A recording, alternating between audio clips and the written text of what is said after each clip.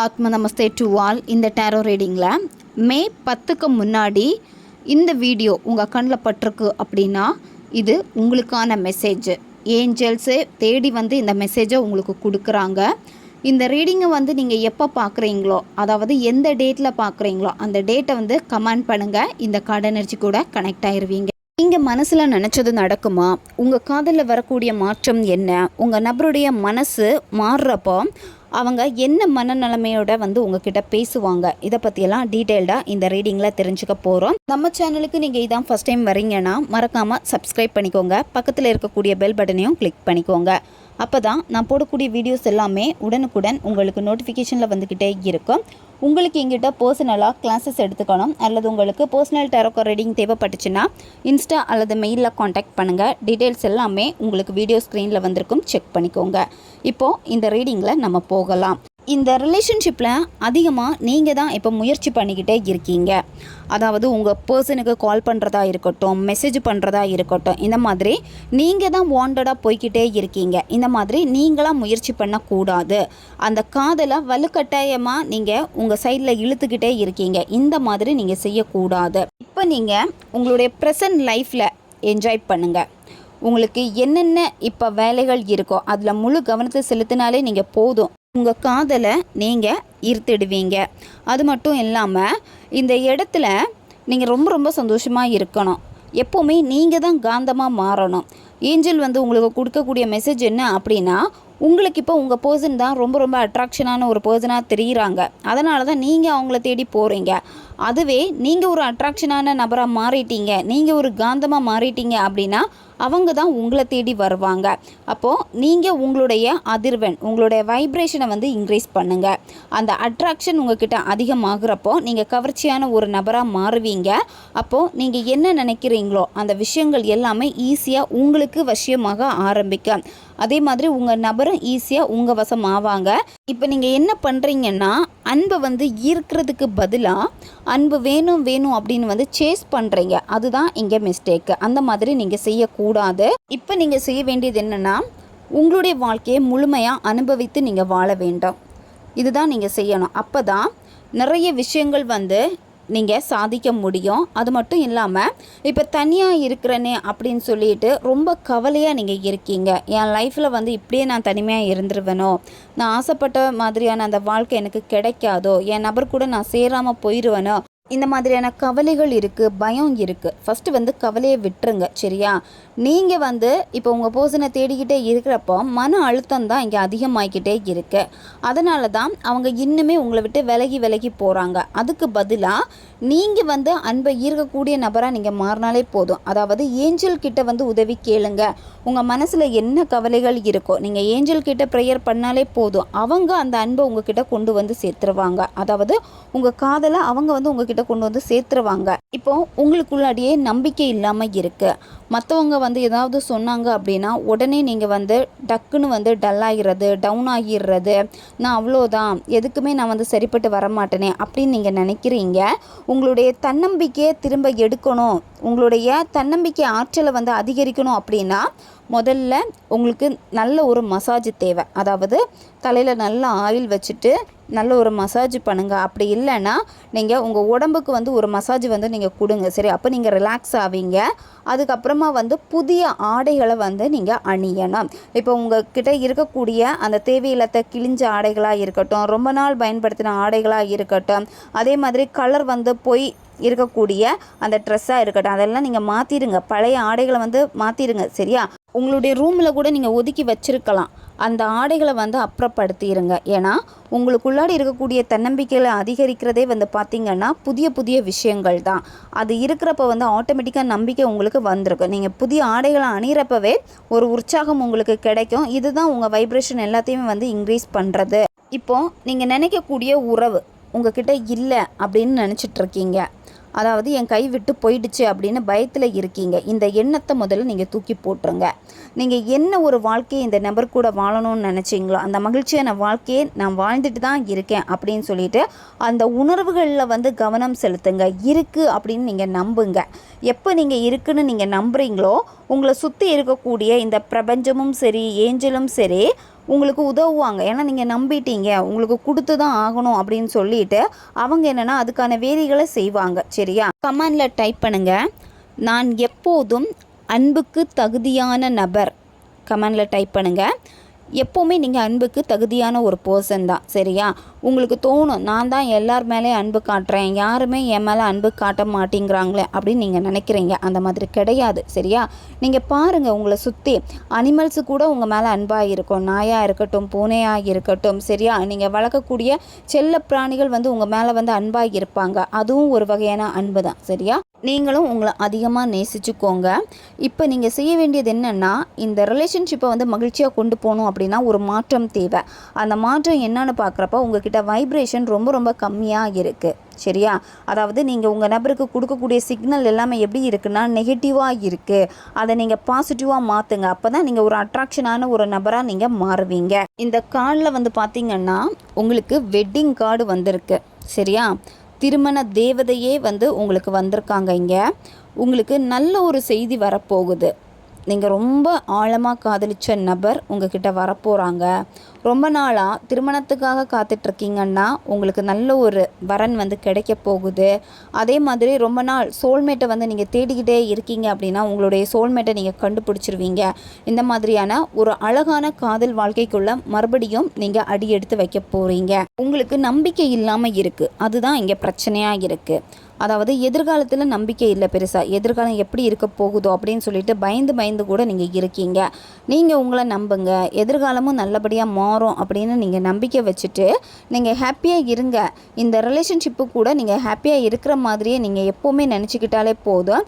இது எதிர்காலத்தில் இந்த பர்சன் கூட உங்களுக்கு திருமணம் நடக்கிறதுக்கான வாய்ப்புகள் இருக்குது. சரியா?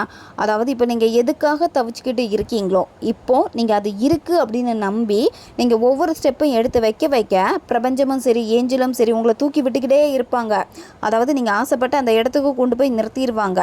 நீங்கள் அதனால் எப்போவுமே நம்பிக்கையோடு மட்டும் இருங்க. உங்கள் காதலில் இப்போ என்ன சிச்சுவேஷன் நடந்துகிட்டு இருந்தாலும் சரி, அந்த விஷயங்கள் நெகட்டிவாக இருக்குன்னா அதை ஆழமாக மனசில் எடுத்துக்காதீங்க. சரியா?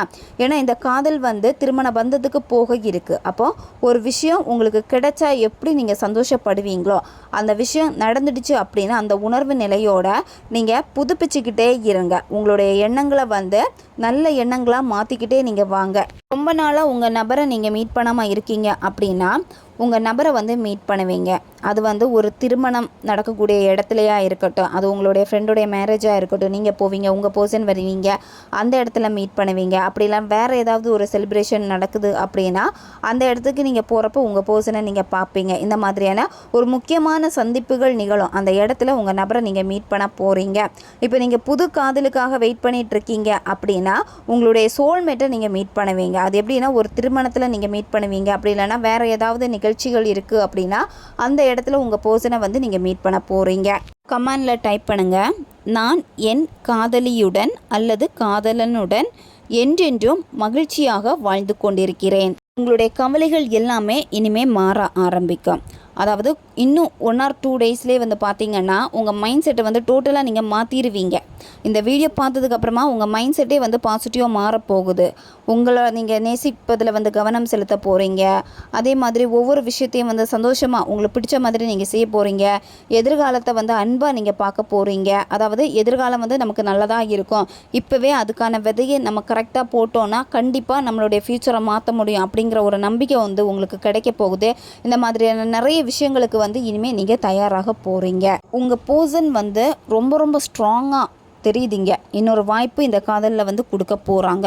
அல்லது நீங்கள் உங்கள் நபருக்கு ஒரு வாய்ப்பு கொடுக்க போகிறீங்க. இப்போ நீங்கள் வேணான்னு உங்கள் நபர்கிட்ட சொன்னீங்கன்னா அவங்க வேணும்னு சொல்லுவாங்க. அப்போ நீங்கள் யோசிச்சுட்டு அவங்களுக்கு ஒரு வாய்ப்பு கொடுப்பீங்க. அதே மாதிரி இப்போ ஒரு நபருக்காக நீங்கள் காத்திருக்கீங்க அப்படின்னா அவங்க ஒரு வாய்ப்பு தரமாட்டாங்களான்னு நீங்கள் காத்துட்ருக்கீங்கன்னா உங்களுக்கு வாய்ப்பு தருவாங்க. சரியா? ஏன்னா பிரச்சனைகளை சரி செய்ய ஒரு கரெக்டான ஒரு நேரம் இது. இந்த ரிலேஷன்ஷிப்பை உங்கள் பொறுமையால் தான் நீங்கள் சாதிக்கவே போகிறீங்க. சரியா? இப்போ அவங்க உங்களுக்கு மரியாதை கொடுக்காம இருக்கலாம், உங்களை காயப்படுத்தி இருக்கலாம். பொறுமையோடு இருந்தீங்க அப்படின்னா அதே மரியாதை, அதாவது உங்களுக்கு முதல்ல மரியாதை கொடுத்தாங்கல்ல அதே மரியாதை திரும்ப உங்களுக்கு கிடைக்கும். ஏன்னா ஒரு மாற்றம் இப்போவே நிகழ்ந்துக்கிட்டு தான் இருக்குது உங்களுடைய இந்த ரிலேஷன்ஷிப்பில். அந்த மாற்றம் எப்படி இனி இருக்க போகுது அப்படின்னா டக்குன்னு வந்து ஸ்ட்ராங்காக ஒரு பிணைப்பை வந்து கொடுக்கும். அதாவது உங்கள் நபரே வேணும்னு வந்து நிற்பாங்க. நீங்கள் விலகுனா கூட எனக்கு இது வேணும் அப்படின்னு சொல்லிட்டு அவங்க மாற மாட்டாங்க இனிமே. சரியா? நீங்கள் வந்து கடந்து போயிடலாம் வேணாம் அப்படின்னு சொன்னால் கூட உங்கள் நபருடைய மனசு இனிமேல் மாற போகிறது கிடையாது. நீங்கள் தான் அப்படின்னு சொல்லிட்டு வருவாங்க. இவ்வளோ நாள் மற்றவங்களுடைய பேச்சை கேட்டு கேட்டு உங்களை வேணாம் அப்படின்னு இருந்திருப்பாங்க. ஆனால் இனிமே நீங்கள் மாறுறப்போ, அதாவது நீங்கள் வந்து அவங்கள தூக்கி போட்டுட்டீங்க அப்படின்னா, நீ இனிமேல் என் லைஃப்பில் கிடையாது அப்படின்னு நீங்கள் மாறிட்டீங்க, அதை தெரிஞ்சுக்கிட்ட உடனேயே அவங்க மனசு மாறிடும்.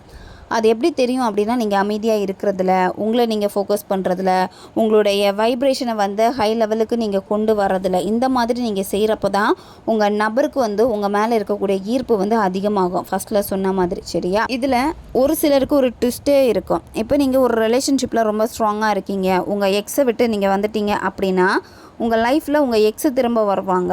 சரி, அவங்க நீங்கள் வேணும் அப்படின்னு வந்து நிற்பாங்க. அவங்க வந்து உங்ககிட்ட மன்னிப்பு கேட்டு இந்த ரிலேஷன்ஷிப்பில் வந்து திரும்ப ஜாயின் பண்ணிக்கலாம் அப்படின்னு வந்து கேட்பாங்க. சரியா? இந்த மாதிரி சில விஷயங்கள் வந்து உங்களுக்கு நடக்க போகுது. எக்ஸை வந்து நீங்கள் சூஸ் பண்ணுறதா இருந்துச்சு அப்படின்னா நீங்கள் ரொம்ப ரொம்ப கேர்ஃபுல்லாக இருக்கணும். ஏன்னா அவங்க வந்து ஏமாற்றுவாங்க. அவங்கக்கிட்ட நிறைய ரகசியங்கள் வந்து மறைஞ்சிருக்கும். உங்ககிட்ட வந்து உண்மையாக இருக்க மாட்டாங்க, வெளிப்படையாக பேச மாட்டாங்க. சரியா? நீங்கள் அவங்களுக்கு ஒரு வாய்ப்பு கொடுக்கலாமே, வராங்களே அப்படின்னு நீங்கள் நினச்சி கொடுத்தீங்க அப்படின்னா திரும்ப நீங்கள் தான் காயப்பட போகிறீங்க. அதனால் அவங்க உங்கள் லைஃப்பில் வரப்போ கொஞ்சம் பார்த்து நீங்கள் பேசுங்க, வேணுமா வேண்டாமா அப்படின்னு. நீங்கள் அதை கடந்து வர்றது தான் ரொம்ப ரொம்ப பெஸ்ட்டு. சரியா? ஏன்னா அவங்க உங்களுக்கு திரும்ப வந்து உண்மையாக இருக்க போகிறது கிடையாது. உங்கள் பர்சன் இனிமேல் உங்ககிட்ட உண்மையாக வந்து பேசுவாங்க. அது மட்டும் இல்லாமல் அவங்களுடைய உணர்வுகளை மறைக்க வைக்க மாட்டாங்க. அதாவது எப்போவுமே மறைச்சி பேசுகிற மாதிரி உங்களுக்கு தெரிஞ்சிருக்கும். ஆனால் இனிமேல் மறைச்சி பேச மாட்டாங்க. எதுவாக இருந்தாலும் அதை ஓப்பனாகவே உங்ககிட்ட பேசிடுவாங்க. உங்கள் உறவில் வந்து பார்த்திங்கன்னா ஒரு வளர்ச்சி வந்து தெரியுதுங்க கிளியராகவே பார்க்குறப்ப. சரியா? அதனால் கொஞ்சம் நீங்கள் கவனமாக நீங்கள் நடந்துக்கணும். ஆரம்ப கட்டம் வந்து கொஞ்சம் அப்படி இப்படின்னு இருக்கும் அவங்க வந்து பேசினதுக்கப்புறமா. சரியாக போகாத மாதிரி இருக்கும், என்னடா அப்படின்னு தோணும். ஆனால் கொஞ்ச நாள் வந்து நீங்கள் கொஞ்சம் பாசிட்டிவாக உங்களுடைய மைண்ட் செட்டை கொண்டு போனீங்க அப்படின்னா அதுக்கப்புறமா ரொம்ப ரொம்ப உங்கள் நபர் வந்து ஸ்ட்ராங்காக ஆரம்பிச்சிருவாங்க. அவங்களே வந்து உங்ககிட்ட பாசிட்டிவாக பேசுவாங்க. எல்லா விஷயத்துக்கும் வந்து பார்த்திங்கன்னா அவங்க தான் வந்து கேட்பாங்க, நம்ம சேர்ந்து வாழலாம், நம்ம கல்யாணம் பண்ணிக்கலாம் அப்படின்னு சொல்லிட்டு அவங்க தான் ஃபாஸ்ட்டாக வந்து டிசிஷன் வந்து எடுத்துக்கிட்டே இருப்பாங்க. உங்கள் பர்சன் வந்து உங்களுடைய கனவுகள் என்ன அப்படின்னு வந்து கேட்பாங்க. அதாவது உங்களுக்குன்னு ஏதாவது ஆசைகள் இருக்கான்னு கேட்பாங்க. உங்களை வந்து மதிப்பாங்க. சரியா? எல்லா விஷயத்தையும் பகிர்ந்துக்கணும்னு உங்கள் நபர் வந்து நினைப்பாங்க. அதாவது அவங்க வந்து இந்த மாதிரி சொல்கிறாங்க அப்படின்னா உங்கள் கூட வாழணும், அந்த ஒரு மைண்ட் செட்டில் தான் உங்கள் நபர் வந்து உங்ககிட்ட பேசுகிறது, மனம் விட்டு பேசுவாங்க. சரியா? உங்கள் 2 பேருக்கு இடையில் இருக்கக்கூடிய பாண்டிங் வந்து பார்த்திங்கன்னா ரொம்ப ஆழமாக இருக்கும், நெருக்கத்தை ஏற்படுத்தும். உங்கள் பர்சன் வந்து இப்போ என்ன பண்ணிகிட்டு இருந்தாலும் சரி, அதாவது உங்ககிட்ட பேசிகிட்டு இருந்தாலும் சரி, பேசாமல் இருந்தாலும் சரி, நீங்கள் வந்து அப்படியே விட்டுருங்க. விட்டுறதுன்னா நீங்கள் அவங்கள வந்து தொல்லை பண்ணக்கூடாது. ஏன்னா உங்கள் நபருடைய மைண்ட் செட் எப்படி இருக்குன்னு நீங்கள் பார்த்துக்கணும். சரியா? பிரபஞ்சத்துக்கு மேலே நீங்கள் நம்பிக்கை வைக்கணும். இந்த காதலில் வந்து நிறைய விஷயங்கள் வந்து அழகாக மாறப்போகுது. சரியா? உங்களுக்கே நிறைய யோசனைகள் வரும். இந்த ரிலேஷன்ஷிப்பில் நம்ம இனிமேல் வந்து இந்த மாதிரி தான் நடந்துக்கணும் அப்படின்னு. அதே மாதிரி உங்கள் நபர் நடந்துக்கிறத பார்த்து உங்களுக்கே ஆச்சரியமாக இருக்கும். இவ்வளோ நாள் இப்படி இவங்க பிஹேவ் பண்ணது கிடையாது, இப்போ மறுபடியும் பழைய மாதிரி பாசத்தை காமிக்கிறாங்களே அப்படின்னு உங்களுக்கு தோண ஆரம்பிக்கும். நிறைய விஷயங்கள், சுவாரஸ்யமான விஷயங்கள் ரிலேஷன்ஷிப்பில் இருக்குது. இப்போ நீங்கள் செய்ய வேண்டியது உங்களுடைய மன அழுத்தம். நீங்கள் சில விஷயங்களுக்கு ரொம்ப கட்டுப்பாடு போட்டு வச்சுருக்கீங்க, அது எதிர்மறையான எண்ணங்கள், இது எல்லாத்தையுமே வந்து நீங்கள் விடுவிக்கணும். சரியா? இப்போ நீங்கள் பிரபஞ்சத்துக்கிட்ட தான் முழுமையாக நீங்கள் சரணடையணும். சரணடைஞ்சிட்டிங்க அப்படின்னா உங்களுக்குள்ளாடி இருக்கக்கூடிய அந்த சுதந்திரம் உங்களுக்கு வெளிப்படும். அதாவது இப்போ ஒரு விஷயத்தை வந்து இறுக்கமாக பிடிச்சிக்கிட்டே இருக்கீங்க, அதை வந்து நீங்கள் பிரபஞ்சத்துக்கு கையில் நீங்கள் ஒப்படைச்சிருங்க. சரியா? அப்படி ஒப்படைக்கிறப்ப வந்து உங்களுக்கு ஒரு அமைதி கிடைக்கும். ஏஞ்சல்ஸும் அதுதான் சொல்கிறாங்க. ஏஞ்சல் கையில் நீங்கள் கொடுத்துருங்க. உங்களுடைய ரிலேஷன்ஷிப்பாக இருக்கட்டும், அல்லது இப்போ உங்கள் வாழ்க்கையில் நடந்துகிட்டு இருக்கக்கூடிய சில கசப்பான விஷயங்களாக இருக்கட்டும், எல்லாத்தையுமே நீங்கள் ஏஞ்சல் கையில் வந்து ஒப்படைச்சிருங்க, அல்லது பிரபஞ்சத்து கையில் நீங்கள் ஒப்படைச்சிருங்க. அவங்க பார்த்துருவாங்க. சரியா? அதுதான் இப்போ உங்களுக்கு சொல்லக்கூடிய மெசேஜ். உங்களுடைய நம்பிக்கை, உங்களுடைய வைப்ரேஷன், இதை தான் நீங்கள் இப்போ வந்து அதிகப்படுத்தணும். தனியாக இருக்கோமே அப்படின்னு நீங்கள் பதட்டமோ கவலையோ பயமோ இது எதுவுமே வந்து நீங்கள் எடுத்துக்கவே வேண்டாம். இப்போ உங்களுடைய செல்ஃபை நீங்கள் வந்து ஃப்ரீயாக வச்சுக்கோங்க. சரியா? அதாவது உங்களுக்கான டைம், அதனால் எல்லாமே நல்லபடியாக உங்களுக்கு மாறப்போகுது. இப்போ உங்களுக்கு சில மன அழுத்தங்கள் இருக்குது, சில விஷயங்களை மாட்டிக்கிட்டோமே அப்படின்னு நீங்கள் நினைக்கிறீங்க. இது எல்லாத்தையுமே நீங்கள் விட்டுருங்க. சரியா? முதல்ல நீங்கள் ரிலாக்ஸ் ஆகுங்க. ரிலாக்ஸ் ஆனதுக்கப்புறமா ஒவ்வொரு விஷயமும் உங்களுக்கு ஃபேவராக நடக்க ஆரம்பிக்கும். ஓகே காய்ஸ், இதுதான் இந்த ரீடிங். இது ஜென்ரல் ரீடிங் தான். பொருந்தக்கூடிய விஷயங்களை மட்டும் எடுத்துக்கோங்க, மற்றதை விட்டுருங்க. உங்களுக்கு பர்சனல் டேரோ கார்ட் ரீடிங் தேவைப்பட்டுச்சுன்னா இன்ஸ்டா அல்லது மெயிலில் காண்டாக்ட் பண்ணுங்கள். அடுத்த ஒரு வீடியோ பதிவில் சந்திக்கலாம். நன்றி.